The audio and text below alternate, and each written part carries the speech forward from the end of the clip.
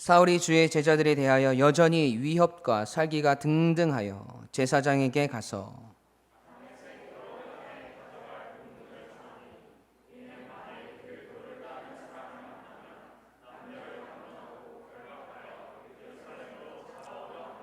사울이 길을 가다가 다메섹에 가까이 이르더니 호련히 하늘로부터 빛이 그를 둘러 비추는지라.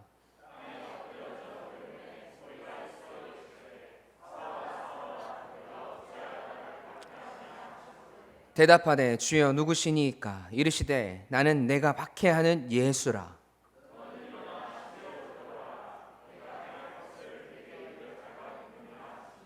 같이 가던 사람들은 소리만 듣고 아무도 보지 못하여 말을 못하고 서 있더라.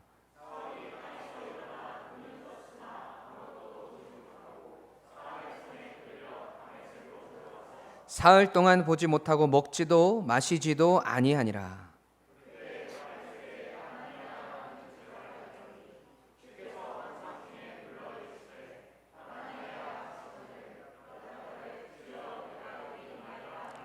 주께서 이르시되 일어나 집가라 하는 거리로 가서 유다의 집에서 다소 사람 사울이라 하는 사람을 찾으라.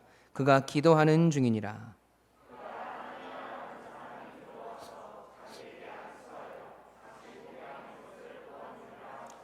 아나니아가 대답하여 주여 이 사람에 대하여 내가 여러 사람에게 듣사온즉 그가 예루살렘에서 주의 성도들에게 적지 않은 해를 끼쳤다 하더니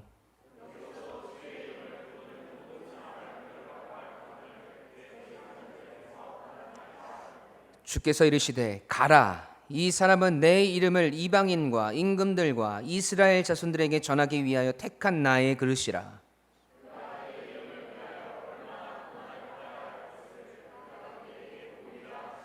아나니아가 떠나 그 집에 들어가서 그에게 안수하여 이르되 형제 사울아 주 곧 내가 오는 길에서 나타나셨던 예수께서 나를 보내어 너로 다시 보게 하시고 성령으로 충만하게 하신다 하니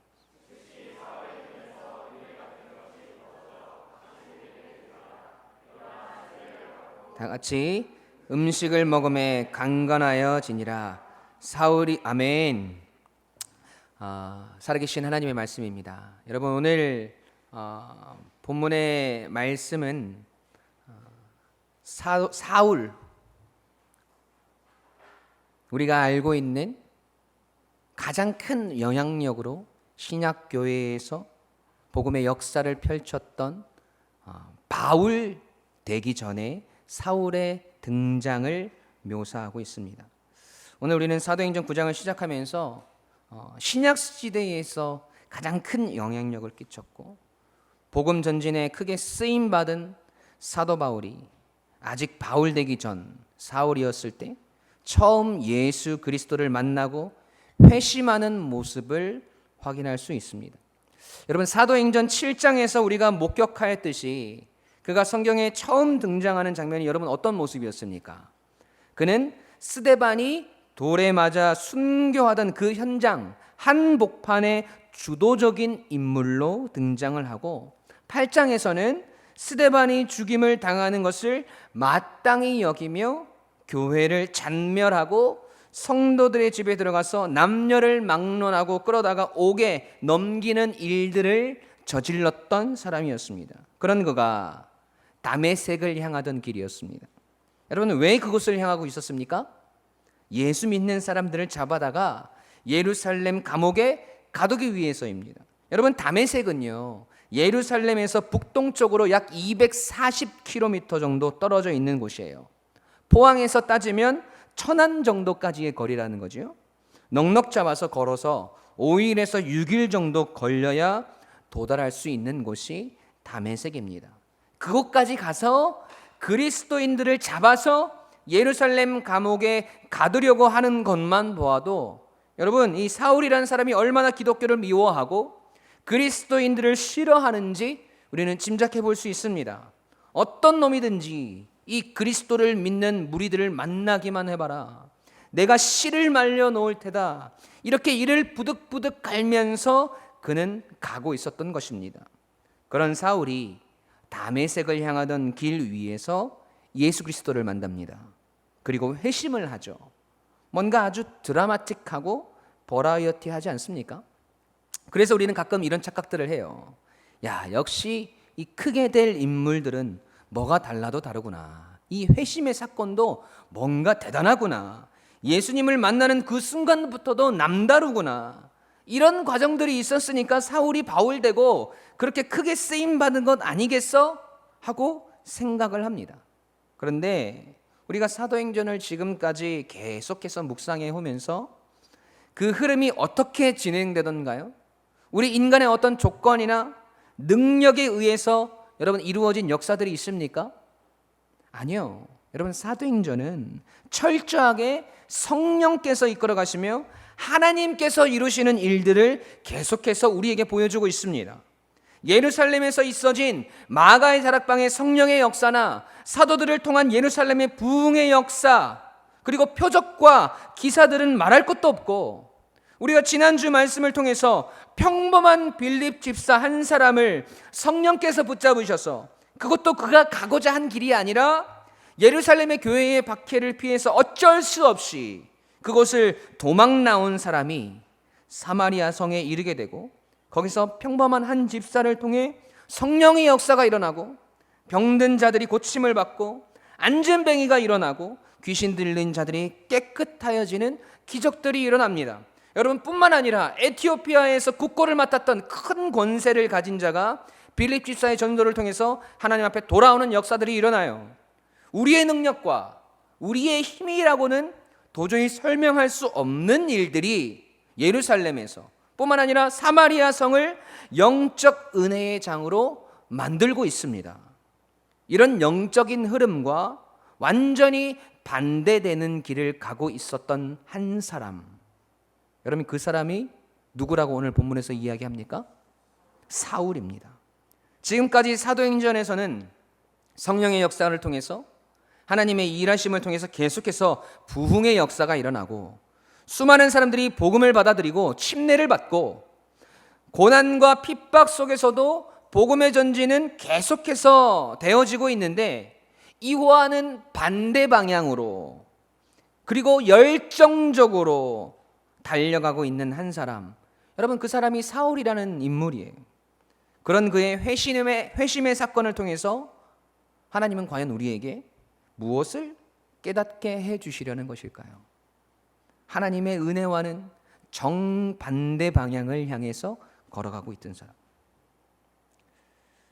여러분, 바로 그렇게 하나님과 점점 반대쪽으로 극악하게 달려가는 한 사람에게 임한 은혜에 대해서 우리에게 보여주시려는 것입니다.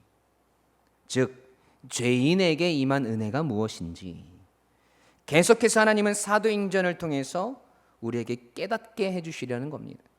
그 은혜의 현장을 오늘 우리가 답습하면서 오늘 우리에게 임한 은혜를 돌아보고 감사하는 귀한 시간 되시길 간절히 소원합니다. 첫 번째로, 우리는 여전하지만 하나님의 은혜는 호련히 우리에게 임했다는 것을 우리는 알아야 합니다. 함께 읽어볼까요? 시작.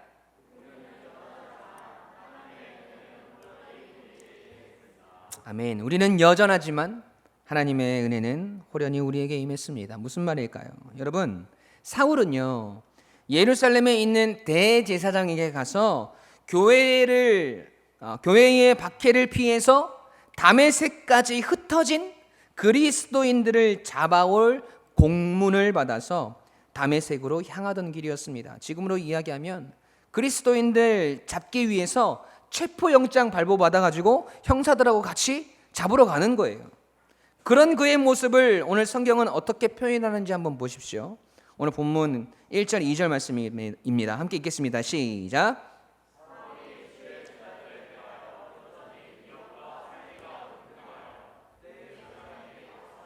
다메섹 여러 회당에 가져갈 공문을 청하니 이는 만일 그 도를 따르는 사람을 만나면 남녀를 막론하고 결박하여 예루살렘으로 잡아오려 함이라. 아멘. 여러분, 이 구절에서 사울을 한마디로 표현한 단어가 있는데 그 단어가 바로 1절에 여전히라는 단어입니다.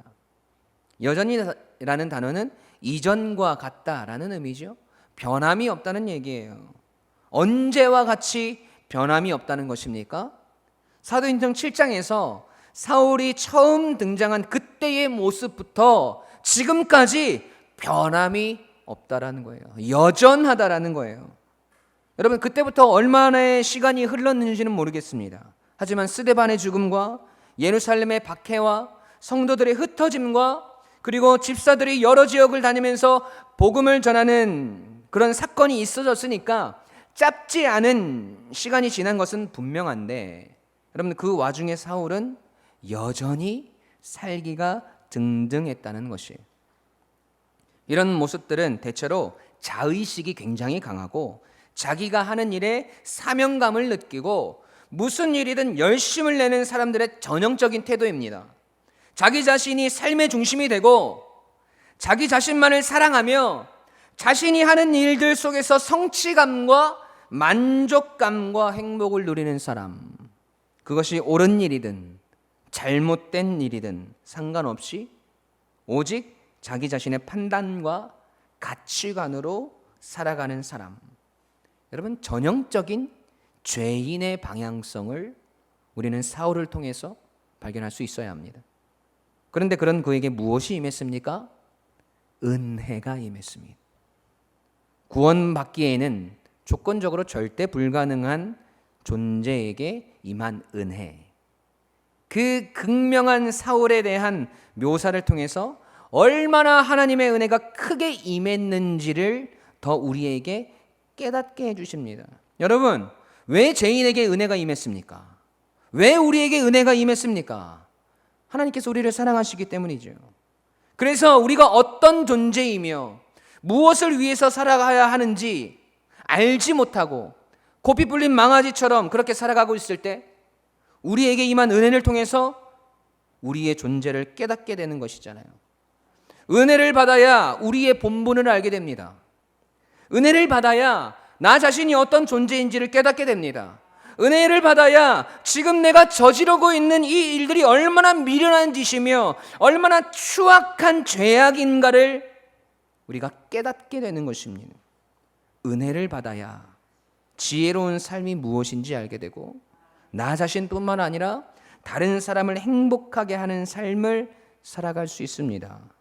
여러분, 그래서 예수님께서 사울을 찾아오세요. 본문 3절 말씀 보시겠습니다.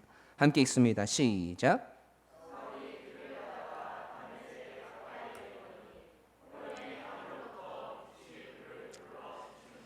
아멘. 여러분, 여기 3절에서 우리가 가장 집중해야 하는 단어가 있어요. 무엇일까요? 야, 그렇죠. 센스가 있으시네요. 벌써 오늘 성경 말씀 제목을 다 읽으셨네요. 그죠? 오늘 제목을 유심히 본 분들은 다 눈치를 채셨을 텐데 바로 호련히라는 단어입니다. 사전적인 의미로는 뜻하지 아니하게 갑자기라는 뜻이에요. 여러분, 하나님의 은혜는 어떤 인간적인 자격이나 조건과 관계없이 그리고 인간의 사모함 그리고 준비함의 결과가 아닙니다.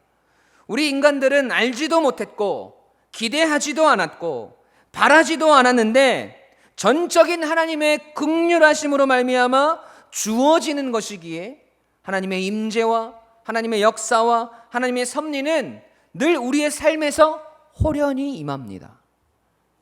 멋있는 말로는 호련히이고요, 우아한 말로는 은연중에, 그리고 매우 논리적인 표현으로는 까닭없이, 그리고 매우 신앙적인 표현으로는 은혜로입니다. 이 호련이라는 말을 정확하게 우리에게 증명해 주는 내용이 오늘 본문 4절 5절에 나와 있어요. 보세요. 땅에 엎드려져 들으매 소리가 있어 이르시되 사울아 사울아 내가 어찌하여 나를 박해하느냐 하시거늘 대답하되 주여 누구시니이까 이르시되 나는 내가 박해하는 예수라. 아멘. 여러분, 사울은 아예 예수님을 알아보지도 못합니다. 즉 예수님이 누구신지 몰라요. 예수님의 행적이 어떠했고 복음의 내용이 무엇인지 관심도 없었던 사람이에요. 그렇게 예수님을 알지도 못했고 그래서 믿는 것도 아니었습니다. 어떤 말씀에 대한 순종이 있었거나 믿음이나 충성의 흔적은 여러분 더더욱 찾아볼 수 없습니다. 도무지 내세울 것이 아무것도 없는 사람에게 여러분 지금 주님께서 직접 찾아오셔서 만나 주셨습니다. 여러분 이것이 하나님의 은혜예요. 하나님이 이렇게 호련히 인간에게 찾아오시는 것은요, 여러분 성경 전체에서 무한 반복되는 패턴입니다. 죄인 중에 스스로 먼저 하나님을 찾아온 사람이 단 한 사람도 없어요. 하나님께서 먼저 아브라함을 찾아오셨고, 하나님이 모세를 찾아오셨고, 하나님께서 먼저 사무엘을 찾아오셨고, 하나님께서 다윗을 찾아오셨습니다. 하나님이 먼저 예언자들과 선지자들을 찾아오셨습니다. 여러분, 예수님께서 먼저 베드로를 찾아가셨고, 예수님께서 먼저 사울을 찾아오셨고, 하나님이 먼저 저와 여러분을 찾아오셨습니다. 그래서 성도 중에는 이렇게 호련히 찾아온, 뜻하지 않게 까닭 없이 우리에게 임한 은혜를 받지 않는 사람은 단 한 명도 존재하지 않는다는 것입니다. 여러분, 그런데 우리 인간은 이 호련히를 별로 좋아하지 않습니다. 왜요? 내 예상을 빗나가거든요. 항상 내가 예상하지 못해서, 자기가 원하는 대로가 아니라서, 자기가 기대하는 방식이나 내용이 아니라서 당황스럽고 불편해합니다. 지금 당장 하나님이 일하셨으면 좋겠고, 지금 내가 필요한 때에 하나님이 응답하셨으면 좋겠고, 내가 원하고 바라는 방식으로 하나님께서 나타나시고 역사하시길 원합니다. 내가 원하는 때에, 내가 원하는 만큼 나의 인생에 하나님의 은혜가 임하기를 원합니다. 여러분, 그러나 이 호련히가 정말 은혜인 거 아세요? 왜냐하면 이 호련히는 언제나 우리 인간이 예상하는 것보다 못한 경우가 없기 때문이에요. 우리는 하나님께 따져요. 하나님, 왜 내가 기도할 때 응답하시지 않으냐고. 왜 내가 원할 때 하나님 이 일을 이루어 주시지 아니하냐고. 여러분, 그런데 실상 하나님께 받은 은혜를 우리가 생각해 보면 내가 원하는 것보다 부족한 경우가 거의 없더라는 거예요. 미처 내가 모르는 것을 먼저 해주셔서, 하나님께서 먼저 이루어 주셔서 내가 필요한지조차 깨닫지 못하기에 그 은혜가 커 보이지 않을 뿐입니다. 그런데 일단 은혜를 받고 난 후 받은 은혜를 우리가 헤아려 보면 그 은혜가 얼마나 시기적절하고 나에게 딱 필요한 때에 주신 것인지를 깨닫게 되고, 그 어마어마한 은혜를 우리가 생각하며 묵상하며 깜짝 놀라게 된다는 것이죠. 여러분, 그런데 잘 보세요. 우리가 은혜 받기 이전의 마음으로 지금 사울에게 임한 하나님의 은혜, 이것을 들여다보면 시기적절한 것 같지도 않고 그렇게 은혜로워 보이지도 않아요. 6절부터 9절 말씀 보세요. 너는 일어나 시내로 들어가라. 내가 행할 것을 내게 이를 자가 있느니라 하시니, 같이 가던 사람들은 소리만 듣고 아무도 묻지 못하여 말을 못하고 서 있더라. 사울이 땅에서 일어나 눈을 떴으나 아무것도 보이지 못하고 사람의 손에 끌려 다메섹으로 들어가서 사흘 동안 보지 못하고 먹지도 마시지도 아니하니라. 여러분, 이 상황이 어떻게 은혜예요? 예수님께서 나타나셔서, 야, 너는 왜 나를 박해하느냐? 시내로 들어가라. 내가 너에게 행할 것을 이를 자를 만나게 될 것이다 라고 말씀하세요. 거기다가 눈을 떴는데 앞이 보이지 않아요. 사흘 동안 아무것도 먹지도 못하고 보지도 못합니다. 여러분, 그게 어떻게 우리에게 은혜로 다가올 수가 있어요? 그러나 그 일들이 자신을 부르시기 위한, 하나님의 존재를 깨닫게 하시기 위한 은혜의 방법이었음을 사울은 나중에 깨닫게 되는 겁니다. 그러면서 뭐라고 고백해요? 나에게 주님께서 이렇게 일하시지 않으셨더라면 내 성격에, 내 고집에, 내 가치관에 절대로 이 복음이, 이 예수가 받아들여지지도 않고 이해할 수도 없는 일들이었겠구나 하는 것을 깨닫게 되는 거예요. 하나님께서 여러분 우리를 너무 잘 아시는 거예요. 우리에게 필요한 방법으로, 우리가 깨달을 수 있는 방법들로, 그것이 때론 아프고 어렵고 밥을 못 먹고 앞을 보지 못하는 상황이라 할지라도, 그게 하나님께서 우리에게 주시는 그 크신 은혜를 깨닫게 하시기 위한 방법이라는 것을 우리가 알게 되면 하나님의 그 놀라운 섭리와 일하심을 감사하게 되고 찬양하게 되는 것입니다. 여러분, 그러니 오늘 여러분의 삶을 너무 섣불리 판단하거나 비관하거나 비판하지 마십시오.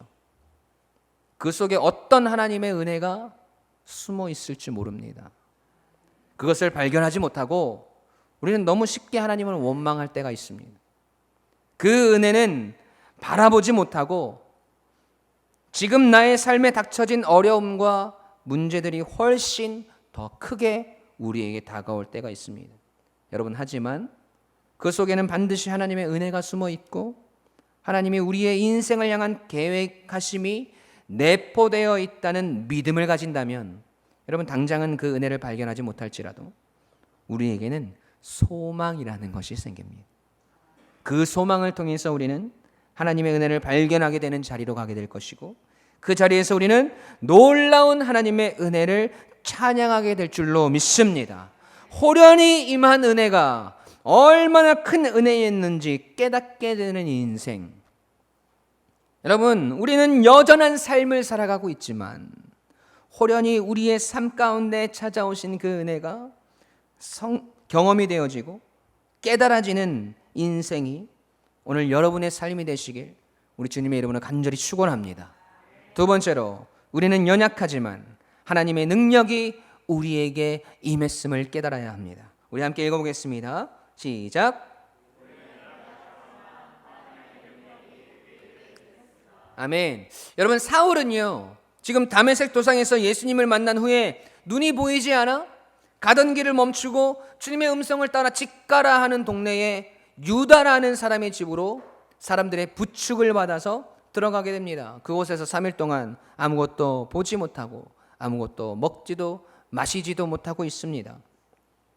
여러분, 그런 사울에게 하나님은 이제 하나님의 존재를 확실하게 보이셔야 했어요. 이제 그때가 된 거죠. 그래서 그 일을 행할 한 사람을 선택하시는데, 그 사람의 이름을 오늘 본문은 누구라고 이야기하고 있습니까? 아나니아라고 소개하고 있습니다. 여러분, 그런데 그 이름의 뜻이 뭔지 아세요? 아나니아, 하나님은 은혜로우시다라는 뜻이에요.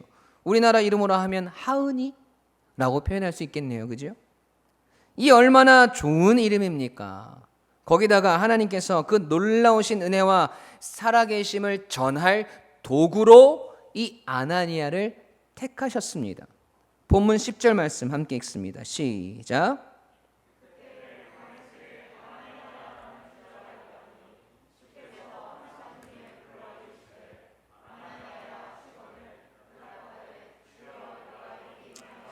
아멘. 여러분, 아나니아를 제자라고 부를 만큼 그는 이미 그리스도를 영접한 정도가 아니라 하나님 앞에 쓰임받을 준비가 되어 있는 사람으로 묘사하고 있습니다.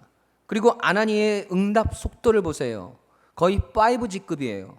예수님이 환상 중에 아나니아를 부르십니다. 아나니아야 했더니 주여 내가 여기 있나이다 하고 빛의 속도로 대답을 합니다. 여러분, 우리가 사극이나 옛날 조선시대의 왕들이 나오는 영화들을 보면 왕이 뭐라고 얘기해요? 거기 아무도 없느냐라고 이야기하면 밖에서 대기 중이던 내시나 신하들이 1초의 망설임도 없이 전하 부르셨습니까? 하고 대답을 하잖아요.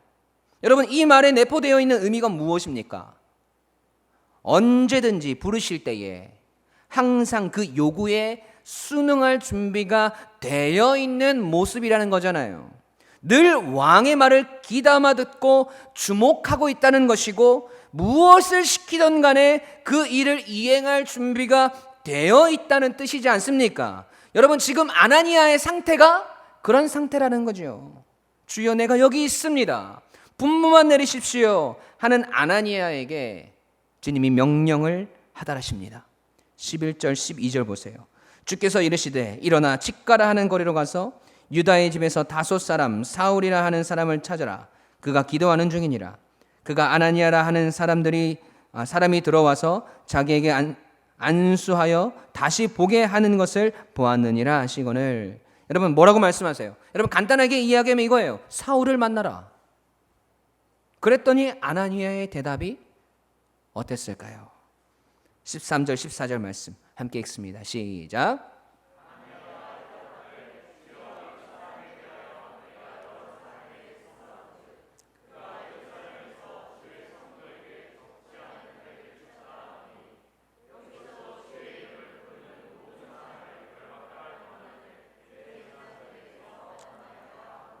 아멘. 여러분 지금 아나니아가 뭐라고 하는 겁니까? 아니 하나님, 지금 무슨 말씀하시는 거예요? 사울이라 하는 사람이 어떤 인간인지 알고 하시는 말씀이세요? 저 인간이 한 짓을 하나님 아시지 않습니까? 그런데 어떻게 제가 저 사람에게 갑니까? 라고 이야기하는 거예요. 누가요? 아나니아가요. 방금 전까지 무슨 일이라도 할 것처럼 주여 내가 여기 있습니다 했던 아나니아가요. 하나님은 은혜로우시다라는 이름을 가지고 있는 아나니아가, 여러분 진짜 하나님의 은혜가 무엇인지 사울에게 보여주어야 할 통로로 하나님께서 그를 부르셨는데 아나니아의 반응은 못 가겠다 이겁니다. 그랬더니 하나님이 뭐라고 하시는지 보세요. 15절 말씀이에요. 주께서 이르시되 가라. 이 사람은 내 이름을 이방인과 임금들과 이스라엘 자손들에게 전하기 위하여 택한 나의 그릇이라. 아멘. 여러분 하나님이 아주 단호하게 아나니아에게 말씀하십니다. 가라. 이 사람은 내가 택한 나의 그릇이니라. 그렇게 말씀하시는 거죠. 여러분 이 하나님의 단호한 한마디에 아나니아는 찍소리 못하고 사울을 찾아갑니다. 본문 17절 말씀 함께 읽겠습니다. 시작.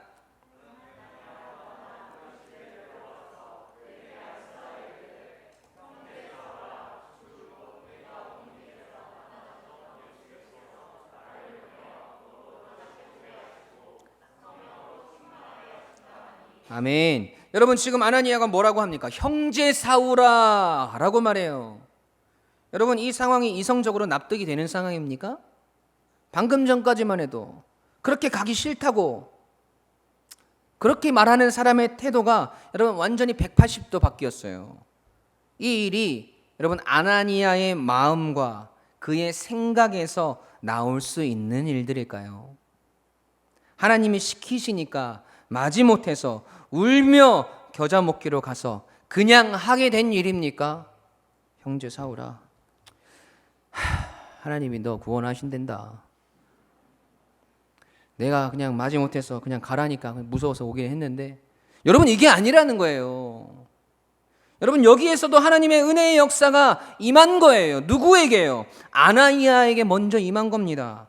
하나님께서 그의 마음을 완전히 바꾸어 놓으신 거예요. 교회와 그리스도인들의 원수 같은 존재였던 사울이 형제 사울로 바뀔 수 있도록 하나님께서 아나니아의 마음을 송두리째 변화시키신 것입니다.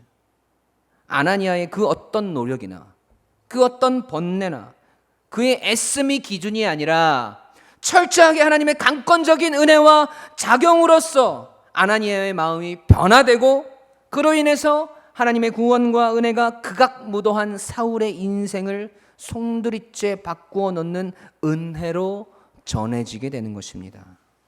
여러분 오늘 사건의 결말을 보세요. 18절 19절. 즉시 사울의 눈에서 비늘 같은 것이 벗겨져 다시 보게 된지라.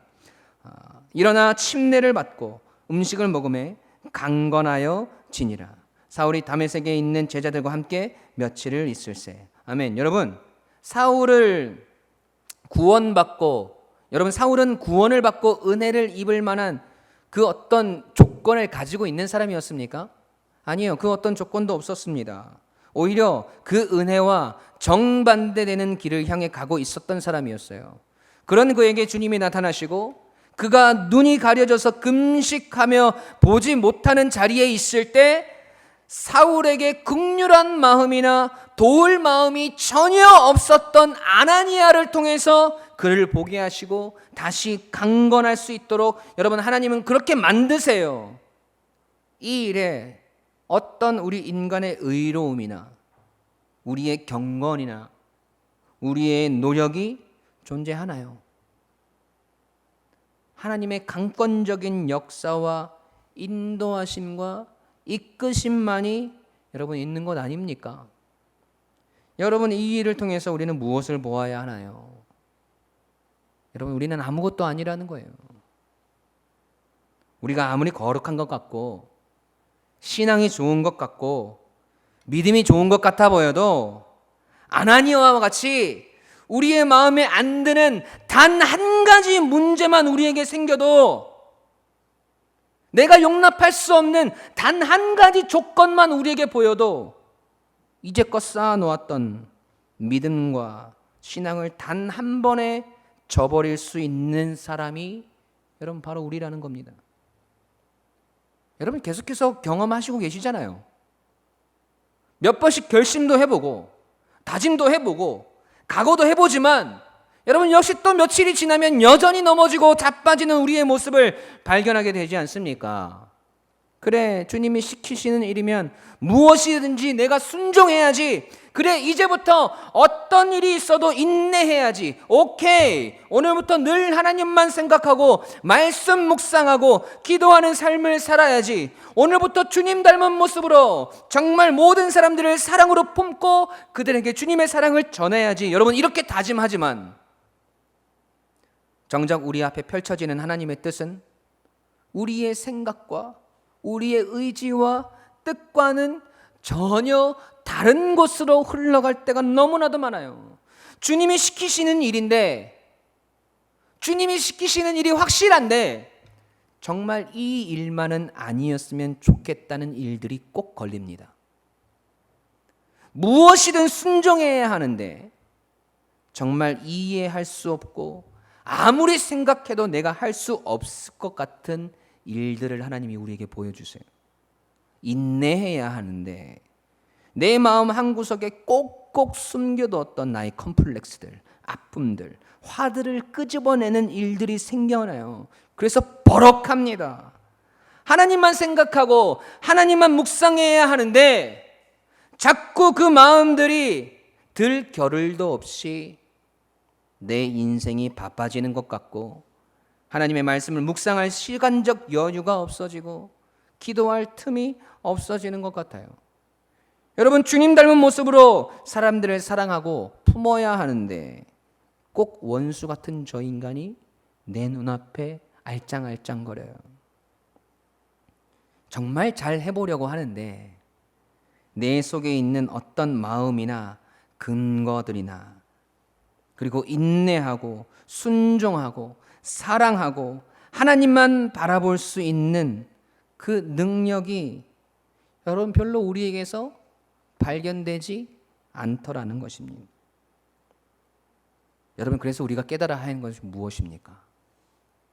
내 힘으로 안 된다는 거예요. 내 능력으로는 도저히 이 일을 감당할 수 없구나 하는 것이에요. 내 힘이 아니라, 내 것이 아니라 위로부터 임하는 다른 능력이 있어야 하는구나. 하나님 주시는 능력으로만 내가 그렇게 행할 수 있구나 하는 것을 깨달아야 한다는 것입니다. 여러분, 왜 문제가 생겨요? 자꾸 나로부터 순종하고 사랑하고 인내하고 무언가 해내려고 하는 힘을 찾으려고 하기 때문에, 자꾸 내 쪽에서 시동을 걸어서 신앙생활을 하려고 하기 때문에 계속해서 잘못된 수순을 밟게 되고, 그렇기 때문에 우리는 늘 실패하는 것 아닙니까? 여러분, 그러면 안 됩니다. 내 속에 어떤 근거를 통해서 임하는 힘이 아니라 하나님의 능력이 입혀져야 합니다. 하나님의 은혜로 덮어져야 합니다. 그럴 때 우리에게 사랑도, 인내도, 순종도, 충성도, 온유와 절제도 가능해지는 것이에요. 여러분 오늘 누구의 능력으로 살아가고 계십니까? 어떤 힘을 근거하여서 여러분의 신앙을 지켜나가고 계세요? 여러분, 여러분의 결단과 결심을 믿지 마십시오. 여러분의 의지를 믿지 마세요. 여러분 오해하지 마십시오. 결단하지 말라는 말씀이 아니에요. 오늘도 하나님의 뜻대로 살기로, 사랑하기로, 인내하기로 결심하지 말라는 말이 아니에요. 그 결단과 의지만으로 가능하다고, 충분하다고 생각하지 말라는 겁니다. 결국 하나님이 하셔야 하는 거예요. 하나님이 은혜를 주셔야, 하나님이 이끄셔야, 하나님이 부어주셔야, 하나님이 강권적으로 역사하셔야 우리는 그 모든 일들을 해낼 수 있습니다. 그 은혜가 우리의 인생 전체를 뒤덮을 때 우리의 삶은 비로소 제대로 쓰임받는 인생이 될 수 있는 것입니다. 여러분 그 은혜를 달라고 오늘 기도하셔야 돼요. 매일매일 그 은혜가 우리의 삶에 부어져야 우리는 하나님의 자녀답게 살아갈 수 있는 것입니다. 나의 결단과 나의 결심과 나의 의지만으로 해내려고 했던 내 신앙의 모든 모습들이 얼마나 미련하고 어리석은 것인지 오늘 말씀을 통해서 깨달으셔야 합니다. 하나님의 은혜가 아니면 우리의 인생은 아무것도 아닙니다. 하나님의 은혜가 아니면 우리는 오늘 성도로 살아갈 그 어떤 능력이나 근거들이 존재하지 않습니다. 여러분 사울을 보셨잖아요. 아나니아를 보셨잖아요. 여러분 우리는 여전히 연약한 존재들이에요. 하나님의 뜻과 반대되는 길을 향해 걸어갈 때가 너무나도 많습니다. 그러나 하나님의 은혜의 강권적인 이끌림 속에서 그 은혜 속에서 우리는 오늘을 살아갈 힘을 얻고 희망과 소망을 얻고 기쁨과 감사의 제목들을 발견하게 되고 오늘을 버티고 견딜 수 있는 힘과 능력을 얻게 되는 줄로 믿습니다. 여러분 그 은혜가 우리의 삶 가운데 매일매일 매 순간순간 발견되고 깨달아지고 간증이 되어지는 사랑하는 우리 유광침례교회 가족들이 되시길 우리 주님의 이름으로 간절히 축원합니다. 여러분 그렇게 은혜를 누리고 깨닫고 그 은혜로 전 인생을 살아간 이전의 사울이었던 바울의 고백을 마지막으로 오늘 말씀을 마무리하려고 합니다. 그 인생의 고백이에요. 고린도전서 5장 10절 말씀입니다. 다 같이 큰 목소리로 읽어볼까요? 시작.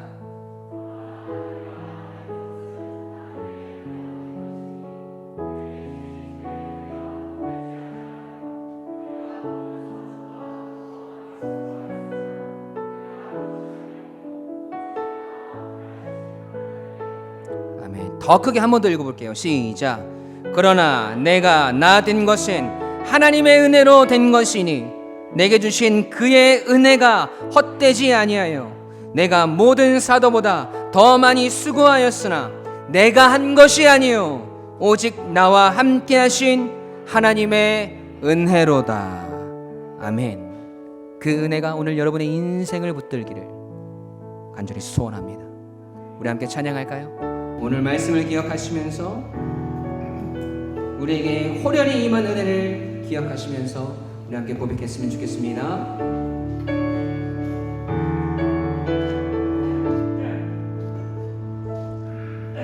내가 누려왔던 모든 것들이 내가 지나왔던 모든 순간이 내가 걸어왔던 모든 순간이 당연한 건 아니라 은혜였소. 아침 해가 뜨고 저녁에 노을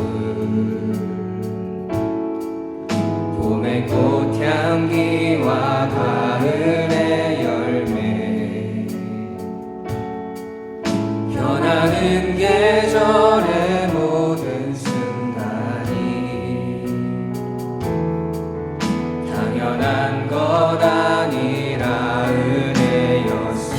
모든 것이 모든 것이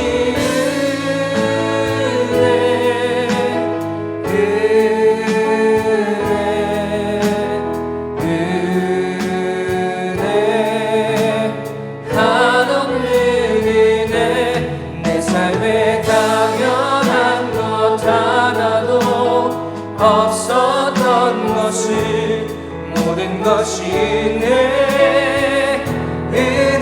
은혜였소. 내가 이 땅에 태어나 사는 것, 어린아이 시절과 지금까지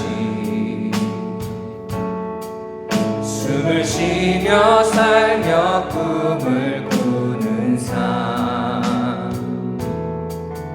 당연한 것 아니라 은혜였소. 내가 하나님의 자녀로 살며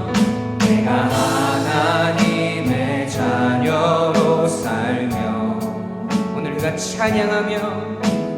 찬양하고 예배하는 삶, 복음을 전할 수 있는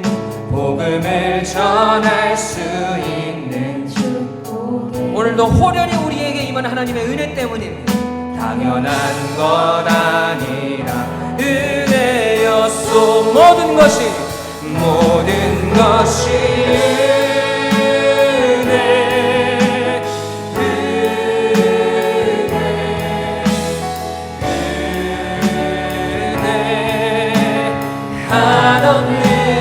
내 삶에 당연한 것 하나도 없었던 것을 모든 것이 은혜였소. 모든 것이 은혜입니다. 모든 것이 은혜. 호련히 우리의 삶 가운데 임한 그 크신 은혜,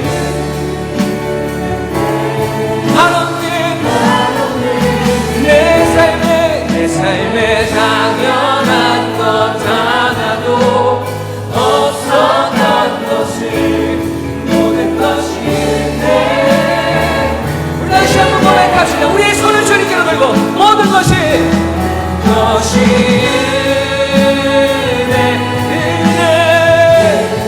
주님의 은혜였습니다. 주님의 은혜가 필요합니다.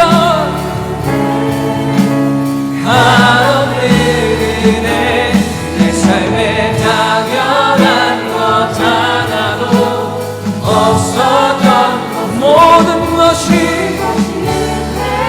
할렐루야. 우리 선포의 고백을 하나님께 드립니다. 모든 것이